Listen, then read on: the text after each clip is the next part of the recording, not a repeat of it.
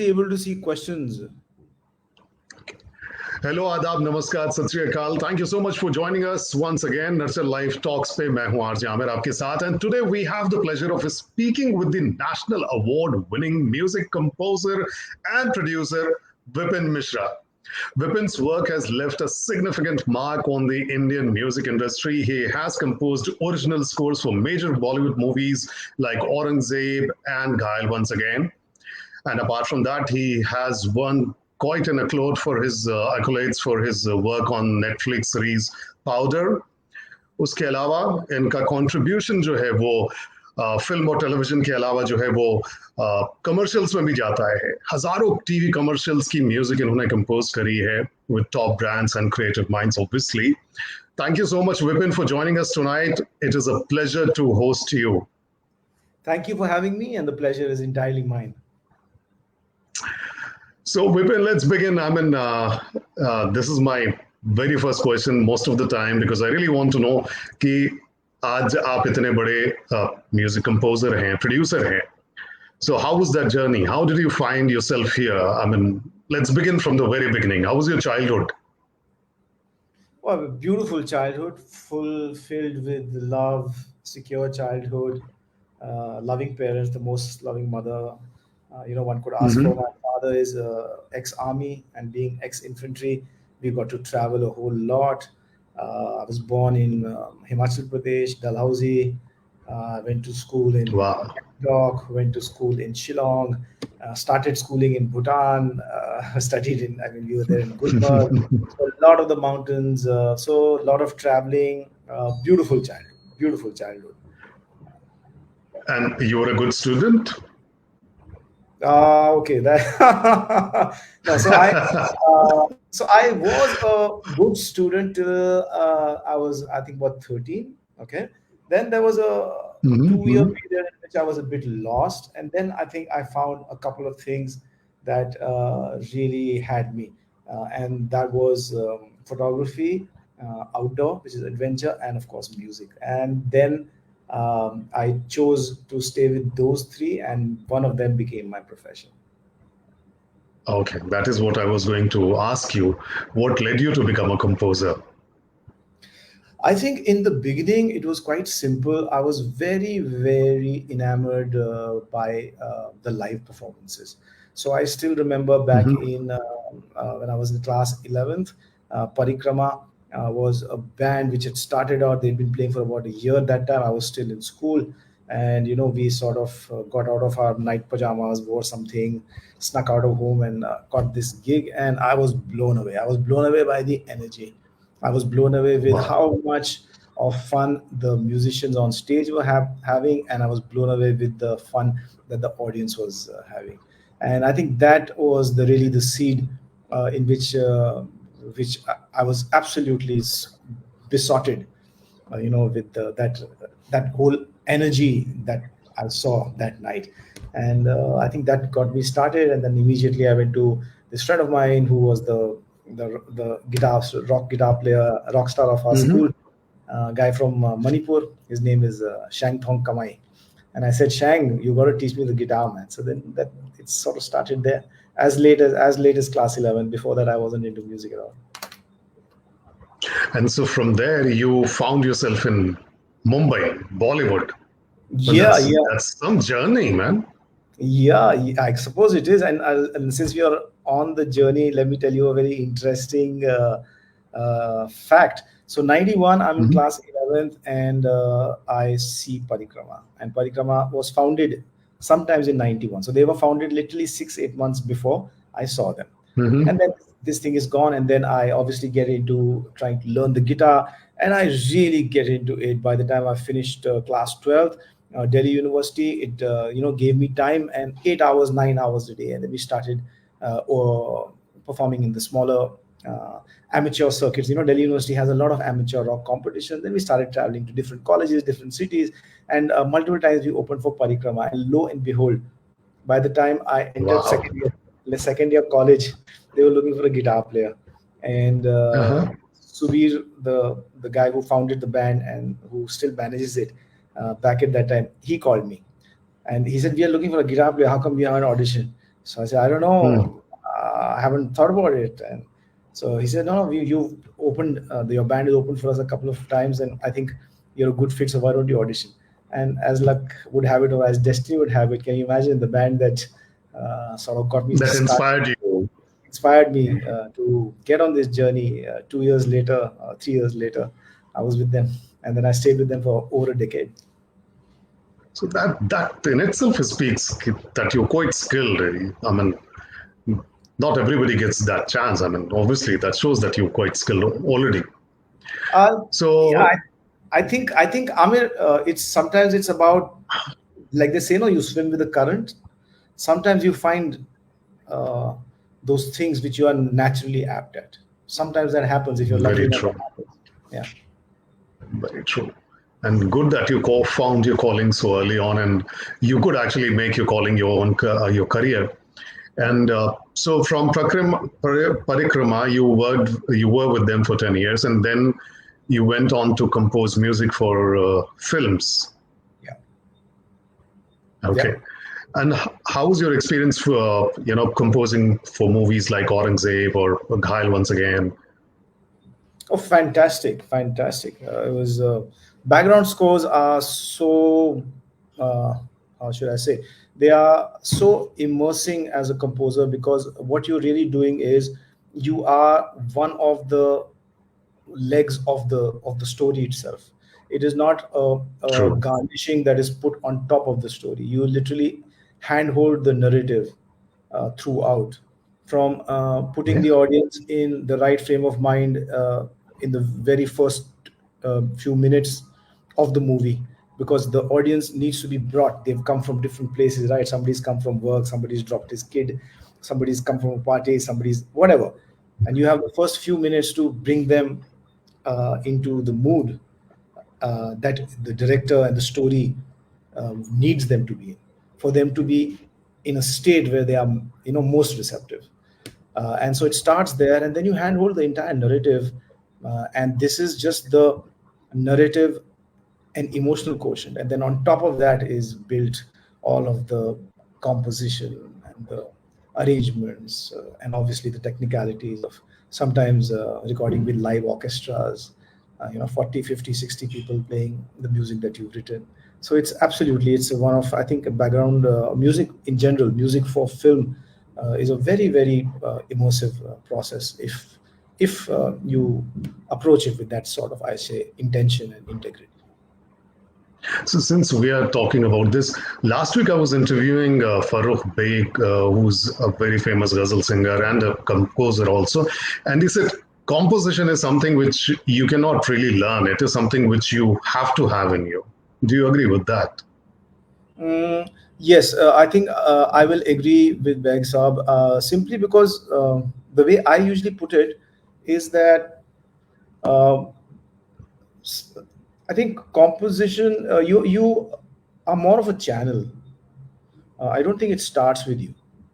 You definitely you have access to a much larger source, which you don't create, neither can you catch it. It comes to you, and then I suppose once you are a channel, it is always coming to you. So be it a song that somebody wants uh, on first love, or be it a song on the last goodbye, it comes to you, and it comes to you in many ways for you to choose from. So yes, I would agree with Beg Saab that you can learn theory. Yes, you can learn the nuts and bolts, of course, but I suppose the emotional connect that a composer brings to the table, that is something in which you are merely a channel. That's it. Okay. So, how is composing music for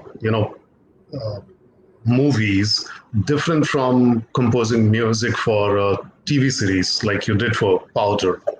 So that those experiences are very different, or is it No, they are not. They are same? not very. No, they are not very different, apart from the budgets. But no, in terms of the creative process, in terms of what goes in, they are not different at all, because both are long format, right? Even a Mhm. series, I mean, you're looking at each episode is, let's say, 25, 30 minutes, sometimes even 45 minutes, sometimes an hour. So they're all long format content or story narratives, long format. So it does not change much between the two. What changes hugely is when you move down to advertising. That is a completely different ball game because of the duration. Specifically, you've got to tell the whole story, both for the director, the script writer, the editor, as well as the composer. You've got to do everything, which is tell the entire story that you wish to within those 30 seconds, sometimes even 20 seconds. If you're lucky, 60 seconds. So that advertising is a very, very I'd say different skill set to long format composition. Okay. And what is Vishal Mishra project?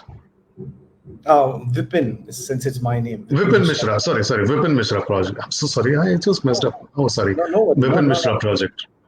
So, Vipin Mishra project is my independent music project in which I release Hmm. independently. By independently, I mean I write it and compose it, produce it, and release it for the sake of expression and not to Okay. address any demand. The other commissioned work is demand based. I'm doing a movie, could you do the score? I'm doing a commercial, could you do the music? So that's a very demand based service, and this is more to express what I would like to express as an artist, as a fellow citizen, as a brother, as a son, as a husband, as a lover, all of that. That's right. That's your catharsis. Basically, you're doing Yes. something for your own self, and there are no commercial considerations. There's nothing No, like that.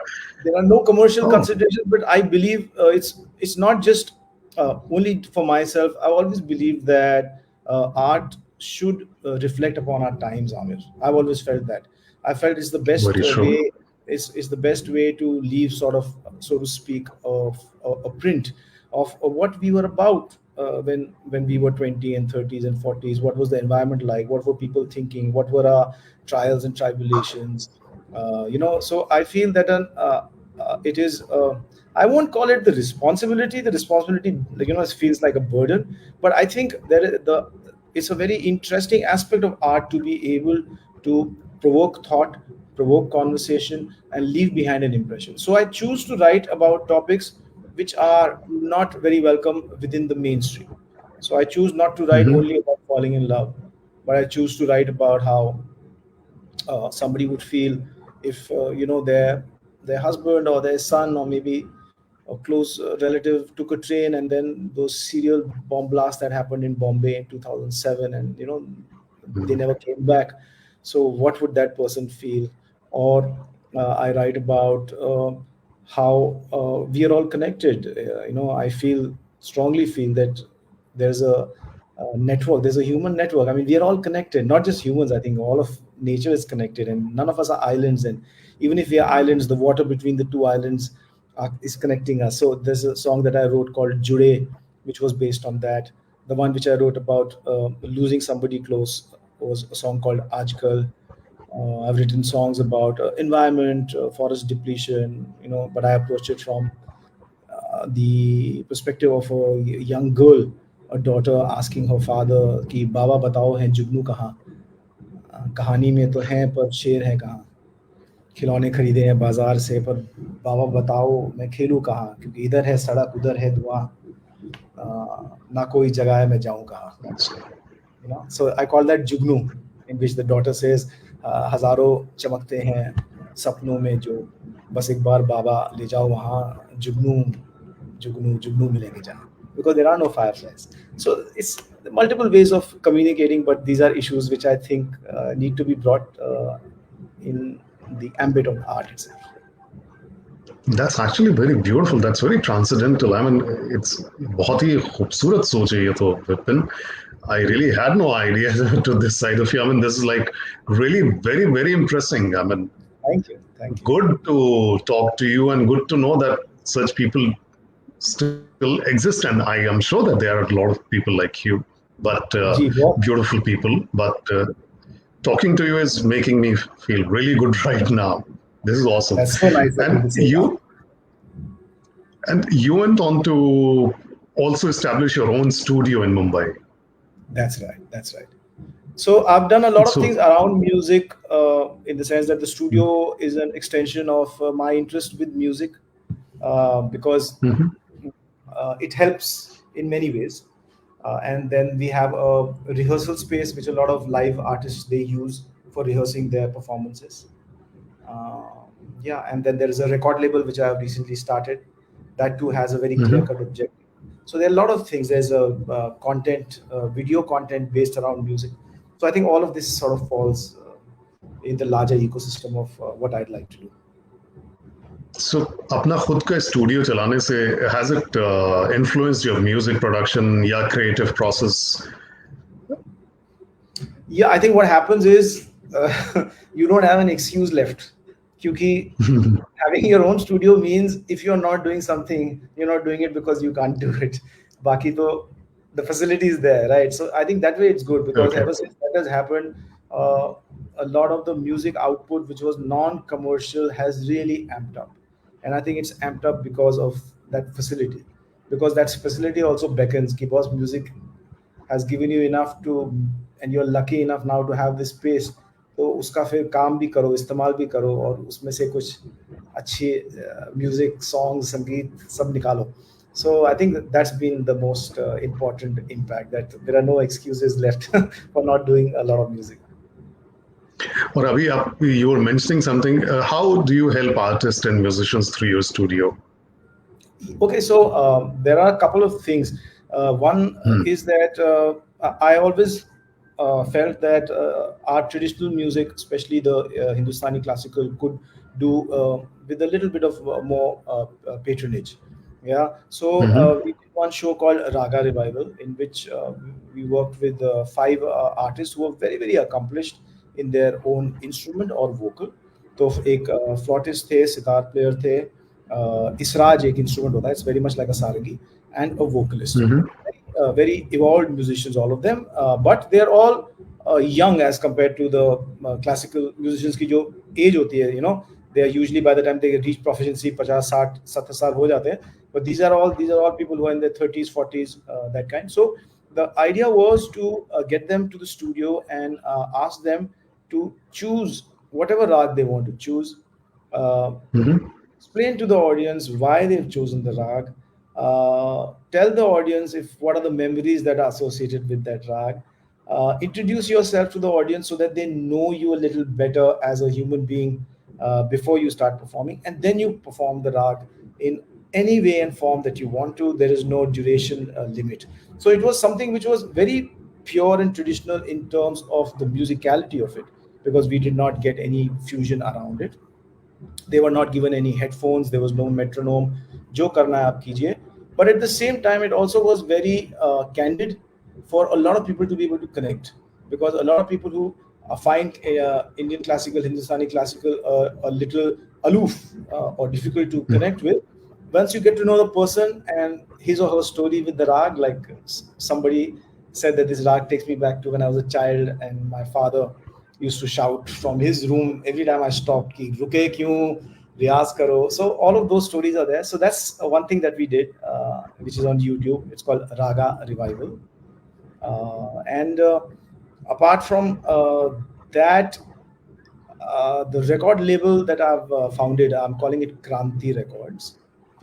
So Okay. Kranti Records is also the our mission statement is very clear, that we'd like to work with inspired artists, both traditional and contemporary, as long as they are not making music that sounds like the mainstream.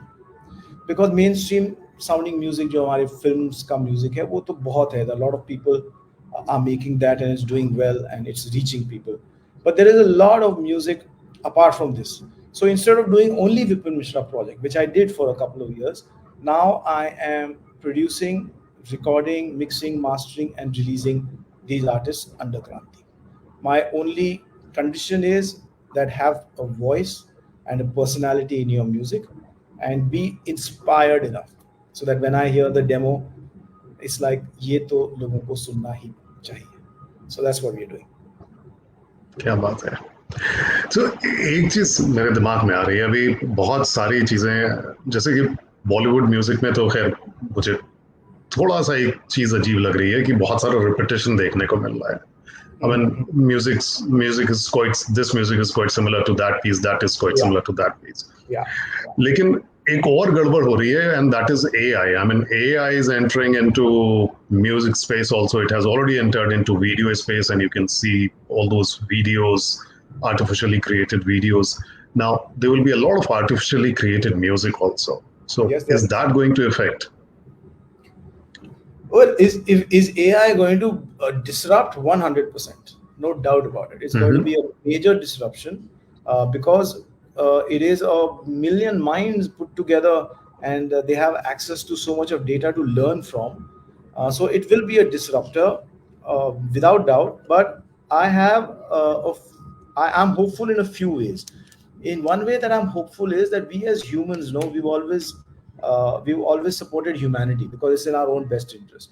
I have a feeling that this disruption will happen for the next couple of years. It will happen because of its novelty value, and it will happen because a person who is not put in enough work or time to learn is still capable of creating. So that is a very exciting uh, experience. Somebody who has not, like, if you tell me that Vipin, today you can fly a fighter plane, with it's so I'll Mm-hmm. be like, of course, that's great. So I think it's going to be very disruptive, but then there'll come a time where human beings will start saying that no, we would like to listen or consume art which is made by humanity and not by machines. I feel that will be one thing. The second thing which I believe is that machines are very capable of learning data and then trying to match emotions. Trying is the key word here. See, what the way you and I right now are speaking, regardless of our questions, we are meandering around, we are reciprocating in a way. I think that connection True. will take AI a long time, especially the emotional narrative space, which I It think won't is. have the capacity. Sorry, Yeah, please. yeah. So the emotional narrative space in which you are coming not from data point of view, but from a life experience point of view. I think that will be the space which will take AI very long to try and yeah, recreate, I would say. I agree with you because उसके पास वो capacity नहीं होगी ना emotions feel कर पाने की. Exactly, जो exactly. डेटा से लर्न करना, I mean telling somebody what an apple tastes like and actually eating an apple are two very different phenomena Exactly, in exactly. themselves. So Absolutely. yeah, that is true. And वैसे भी I love to write, and एक वो था कि AI आएगा तो you know, it is, people are just mass producing their essays and stuff like that. लेकिन I don't really think that it is, you know, creating that kind of वो material नहीं आ रहा है जिसका डर था कि भाई एकदम से सारी चीजें भर जाएंगी. No, I So agree with yes, you. At least on social media, it's so apparent when somebody's taken a passage out of Chat GPT. At least to, I think a lot of us is very apparent कि यार ये तो Chat GPT से generate करके आपने copy edit करके लगा दिया. true, true. So what advice, I mean, you had such a marvelous journey here. अभी जो नए लोग आ रहे हैं उनको क्या बोलना चाहेंगे? What will you advise them? Well, I think I'll keep it generic. I'll say that if you're taking music as a profession, please ask yourself and then be honest as to why you're doing it. Okay? Because this profession has a lot of beautiful things going for it, and it has a lot of drawbacks, a lot of uncertainties. So you have to be very clear. Now, I'll try and give you an example. Let's say if somebody asks me, "Sir, मेरे को ना बॉलीवुड में एक successful composer बनना है, तो मेरे को क्या Hmm. करना चाहिए?" तो आई टेल हिम, आपके जो एट्रीब्यूट्स हैं, that you have to be a people's person, you have to be good at networking. Subservience is something which will be very valuable because people have big egos, and if you don't come across as either a competitor or another intelligent person in the room, then that works to your benefit, so on and so forth. So you get my drift.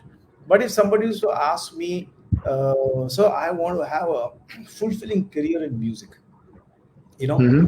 what should I do, then my answer would be very different. My answer would be that focus on learning at least an instrument in depth, focus on understanding theory, focus on listening to large amounts of music, trying to understand what makes each genre of music special and different from each other.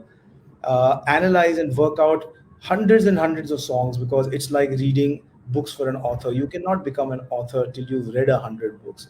You can't write a great book if that's the first book you're writing and you've never read anything.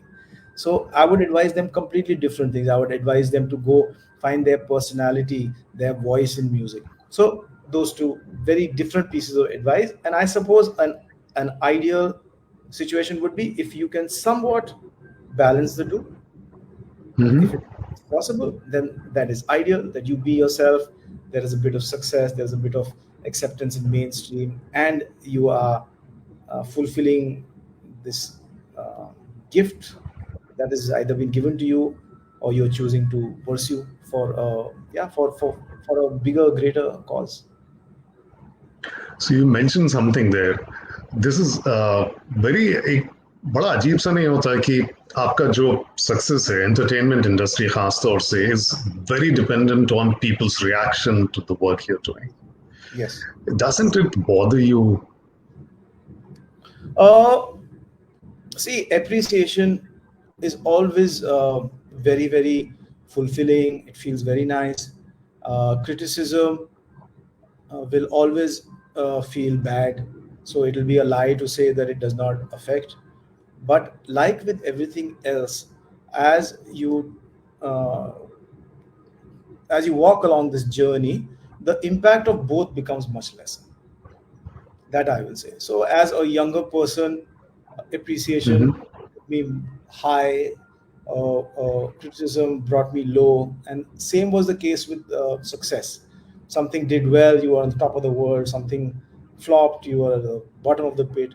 But with time, that evens out. I think it's like Rumi has said that when I was younger, I wanted to change the world. Now I'm older. I know all I need to do is change the way I feel about the Mm. world. Very true. So, about that, since you quoted Rumi, music is a very powerful tool for mental well being in a way. I mean, good music has always been associated with good mental health in a way. It can be a very beautiful support to emotional overall well being.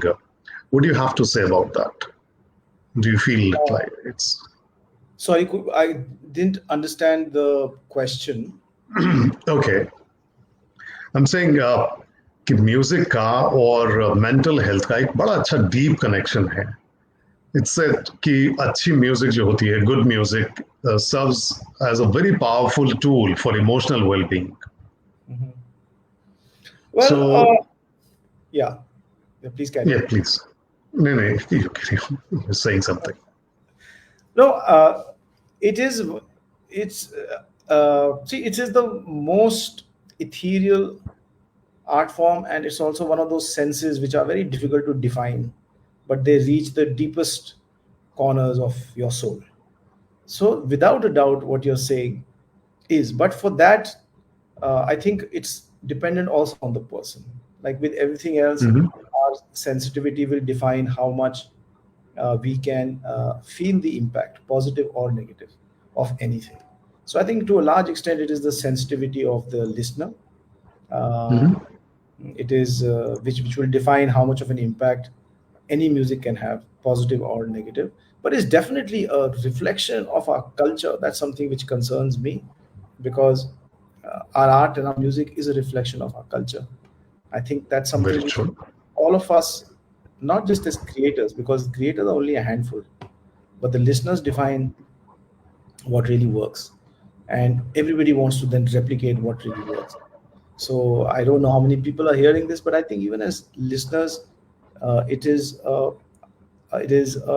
wise thing to ask yourself that I'm giving this creation some time and I'm lending one of my senses to it, which might have an impact on me. Let me choose something which is of value. Let me choose something which invokes something in me. Let me choose something which probably reminds me of something, or changes me for the better in a deeper way, if you know what I mean. So I think the listeners, if they could also take that into account, it would be nice. So, okay. Uh, this is going to be my last question to you, but so how do you maintain your own composure? I mean, apna, because we just spoke about ups and downs and we spoke about how everything is tied up to everything else.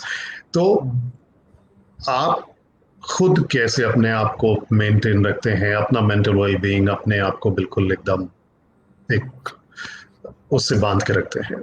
Yeah, I think this is something which I'd like to share, and I with a lot of people is that if you invest in the process, then the importance of the outcome fades, it lessens greatly, and that has always been my mantra, you could call it, or it's been something that I believe in, and that's why I say ask yourself why you're doing it, and if outcome is the only reason you're doing it, the chances are very high, very very high, that somewhere down the line your outcome will never match your expectation, because you don't control it 100%, but you always control the intent, integrity, immersion that you choose to put in the process, and then what happens is, again, there is a saying that a man who walks for the sake of walking will walk much farther than the man who walks to reach a destination. So these are such simple things to break down, but if you really follow them, they're life changing, because you are so involved in taking that piece of wood and making it into a table, and then after that somebody says a table achhi hai ya buri hai, it will matter, but it will matter much lesser, and then you move on to making the second table. And because you're so invested in the process and you're enjoying it so much, you'll make so many tables that it'll be impossible for anybody to say you're not good at it. You will become very very good at it, because you've enjoyed it, and you're making, and one table two, you're making 4 tables a day, and suddenly after making 120 tables, you'll be making the best tables in the world. No, it's very, very true. Very, very true. Quite, quite insightful, actually. Very, very insightful. Thank you. So before I say bye bye to you, I would like you to. I mean, if you have anything to say to our listeners, to our audiences. Well, I think we've covered a lot, and all I can leave them with is that uh, ask yourself why you're doing what you're doing, because that is always a very good, honest way to be happy, because you've laid it in front of you, and then invest in the process. Don't worry too much about the outcome, and find happiness in the journey, because that is all that we have. Time is all that we have, and if we can enjoy our time here, it won't matter. All that will matter is how we've used our time. That's it. Awesome. Thank you, Vipin. That was really awesome. I mean, it was like one of the most beautiful interviews I had, and I'm not just saying it for the sake of saying it, but I really mean it. Thank you so much for taking out time for us, and it was a pleasure hosting you. And I hope that I'll get to meet you sometime or talk to you again. Thank you so much. Absolutely. Amir, thank you so much for having me. It was a lovely chat, and I wish you all the best. I wish your viewers all the best, and hopefully we'll meet and have this conversation over a cup of coffee. Sure. And thank you so much, Vipin. So that was Vipin Mishra, one of the topmost music composers and producers of the country. And we'll be meeting next week with another guest. Thank you so much for joining in. Thanks a lot. Bye bye. Good night.